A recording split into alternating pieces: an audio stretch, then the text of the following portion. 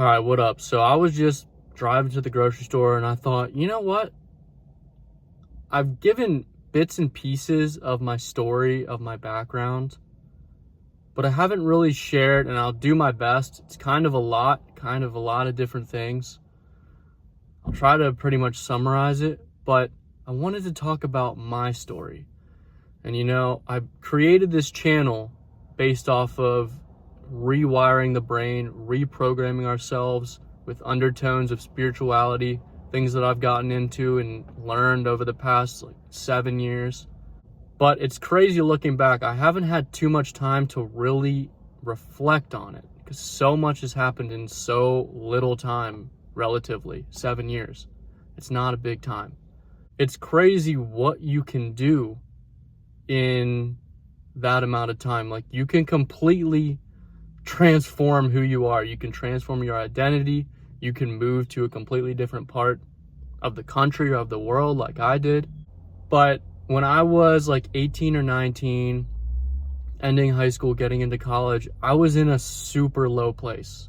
Basically, my whole entire life was crippled with anxiety and fear. And I think it started in one area. It really started in sports, because at some point I developed this knack for completely overthinking things, having performance anxiety, so trying to be too perfect and being afraid to mess up. And I got to a point where it was overflowing into other areas of my life. And then it got to a point where I basically hit rock bottom. And I was battling, bouts of depression. If you ask people around me, my family, my friends, they probably had no idea of anything that was going on. I was so good at keeping it down, of just keeping everything inside and not showing anything outside, just acting like everything was perfect. Meanwhile, just had this huge inner turmoil. I was just so anxious to do anything. I realized that I wasn't being myself at all. I was being who I thought other people wanted from me. And I was just hating life. I was basically done with life. So I was like, you know what? This summer, the summer after my freshman year of college, it was 2017, I decided that this summer, I'm completely transforming myself. I was unhealthy. I was eating like crap. I was drinking, obviously, in college. And I said, you know what? I'm fed up with where I'm at. I'm making this change. And so then I didn't really know what I was doing, but I was undergoing this process of completely rewiring myself. And the first book I read was The Slight Edge by Jeff Olson. And that book was huge because it taught me how momentum works. And it taught me the impact of our decisions. He said that in every single circumstance throughout your day, you're always making a decision. You're either getting better or you're getting worse. And so that kind of empowered me to start making little changes over time. I remember I read a lot of books on performance anxiety, especially athlete related. I read a book on embracing failure, because really I was scared to fail. And I don't really know why I picked that up, but I was just like, I was overanalyzing everything that I said. I was stuttering and just being really uptight and trying to uphold this image that really no one cares about, no one's paying attention to, but it was what I thought other people wanted from me. And so that summer, I started meditating. And so with meditating, I learned it didn't really click at first. I remember just sitting in my living room at the time, trying to just quiet my mind. And I would sit there and I would observe the thoughts running through my head. I would start to observe anxiety, fears coming up. But luckily I kept doing it. And I think that's because I had a reason to do it.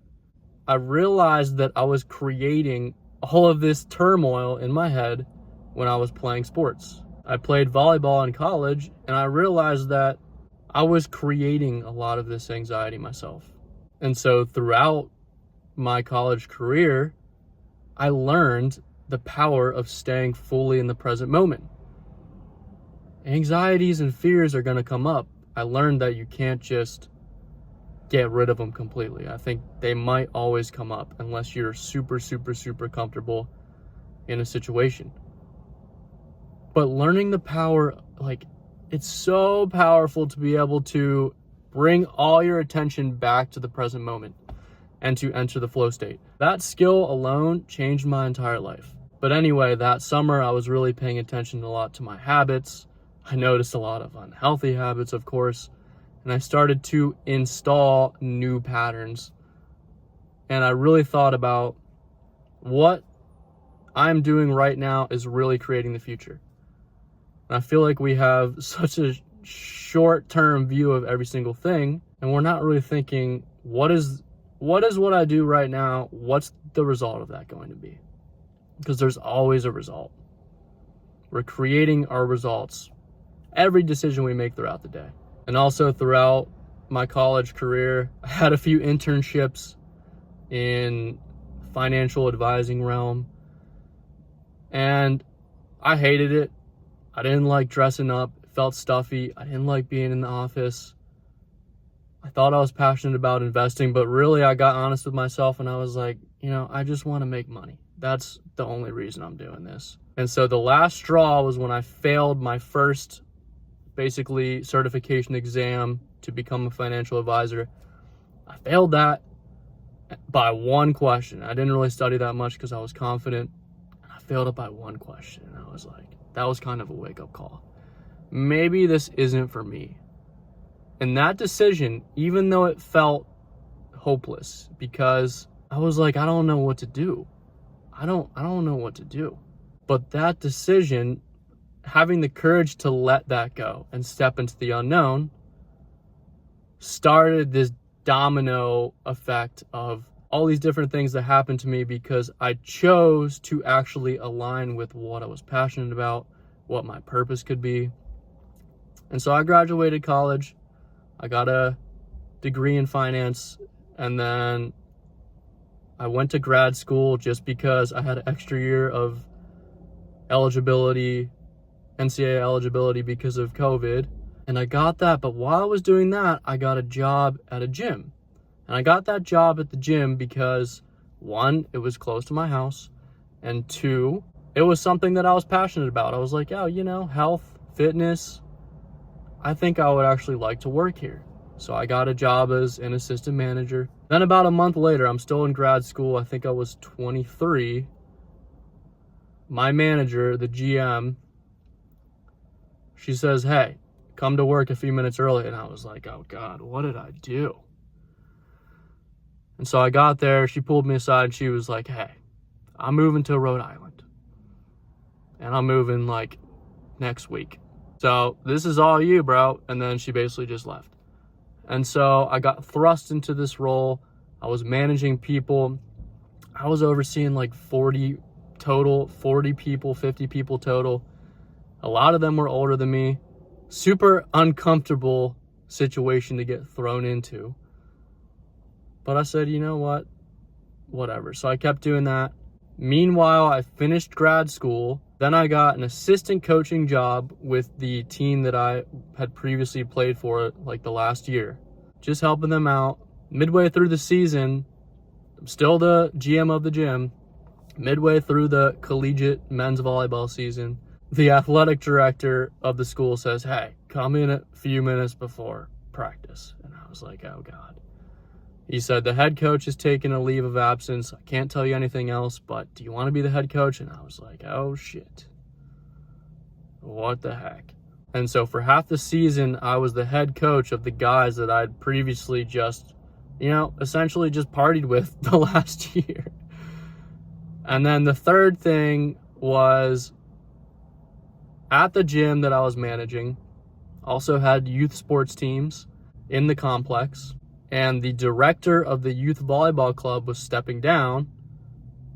And then they came to me and they were like, hey, you play volleyball, right? How about you be the director of this volleyball club? And you do it the same time that you're being the GM of the gym. I was like, oh, you know what? Whatever. It just keeps piling stuff on top of each other. I feel like the universe, looking back, was one, rewarding me for kind of inching towards my purpose, even though that wasn't directly my purpose. It helped me to develop really, really vital skills that would help me further down the line. And yeah, it was preparing me, maybe leadership skills.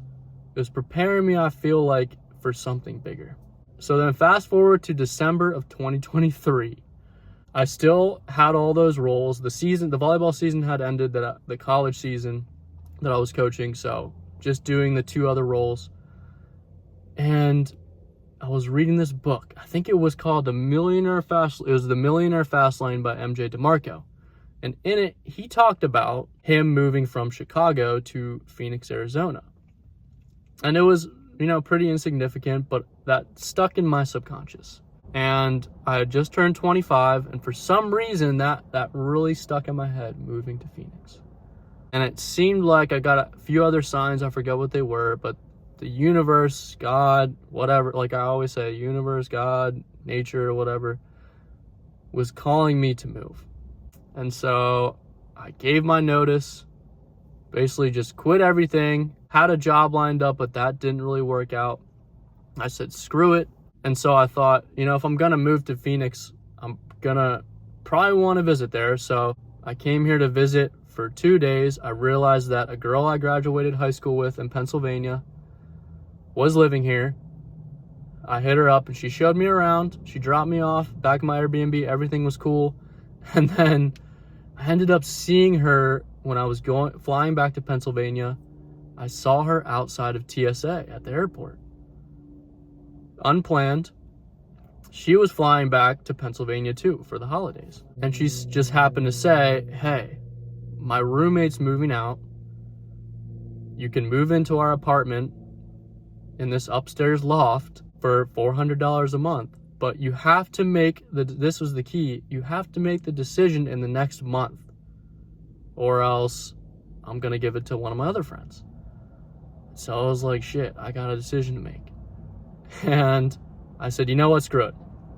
I'm doing it. This is a calling. And I was big into following my intuition at the time. My intuition, my inner being was saying, and that was louder than the fear. Yeah, there was some fears, some uncertainties, obviously. I had a job lined up, but then that job didn't end up working out. So I really had nothing, but I decided to give my notice. A month later, basically, I packed up my Honda Civic and I drove to a place that I only been for 2 days, complete opposite end of the country that I didn't really know anything about, but I knew that I had a roof over my head and that's all I needed. Spent some time. I started some side projects. One of them was this. I really had some time to think about like my past, and I was really again continuing to examine my past, examine my traumas, examine how things that happened in my childhood are still impacting me today. I really just got some quiet time. And then another wrench in the story, which I never told this one, but I was driving home. I was on the freeway here I was in Scottsdale, and I was driving home from the gym, and this flyer, I was going, 70 miles per hour on the freeway. This flyer just, boom, slaps on my windshield. And it was a flyer for a psychic healer named Susan. And so me being kind of tapped in and tuned in, I was like, okay, this is obviously a sign. So I called Susan. She basically gave me, through the phone, she was like, oh, in the past life, blah, blah, you were this and that and that. And you were sent to me for a specific reason. I'm not going to get too much into the details, but I did some work with her. I did some clearing with her, and I started to really connect some dots. But all that to say, the universe is going to give you signs. It's always giving you signs. And you got to listen to them. You got to listen to them no matter how scary it will be. But once I made that decision to start to align with my purpose, my life basically crumbled. My old life basically just broke down. And it felt like I was taking a step back. In reality, I was getting prepared to take multiple steps forward. But it's funny that I keep getting called back to certain things like coaching. I keep getting called back to that. Sometimes I'm being forced or led down certain directions. And you just have to surrender to that. I learned that, yes, I have an idea of how I want my life to go, but sometimes we just have to step aside and just like go with the flow of life. In the last 7 years, I've had, a bunch of up and downs, financial struggles, struggles with addictions, dependencies, like we all do, falling back into old patterns and routines, and really just cutting out a lot of distractions. Not paying so much attention to the outside world, but paying a lot more attention to my inside world. What's going on inside of me? I've had multiple realizations, crazy realizations, and I try to explain them in my videos, and sometimes it's hard to explain what's going on up here, but I hope people can benefit from it. It's crazy what happens when you really give up what society wants you to do, what your family wants you to do. All that stuff that you think is expected of you, it doesn't matter. And when you start to listen to your intuition, listen to the voice or the feeling that's coming from here, when you tune into your heart, and the heart being like a freaking, I don't even know what it is, like a magnetizer, like a guiding compass, right? When you start tuning into and aligning with that, you can go from like seriously hating your life, seriously being purposeless, feeling like what's the point of all this, to having a life where like I don't remember the last time I had a bad day. Honestly, I haven't had a bad day for so long. Yes, I've faced struggle, but it's all for a purpose. I have a North Star that I'm shooting for. And if there's something that keeps calling back to you, something that your heart keeps telling you to do, but you keep putting it off for various reasons, this is your sign to say screw it. Take the risk. Go for it. Move to a different place. Start the thing that you've been wanting to start. Just do it. So that was kind of a lot of stuff, but hopefully it helped. Let me know what you think. Peace.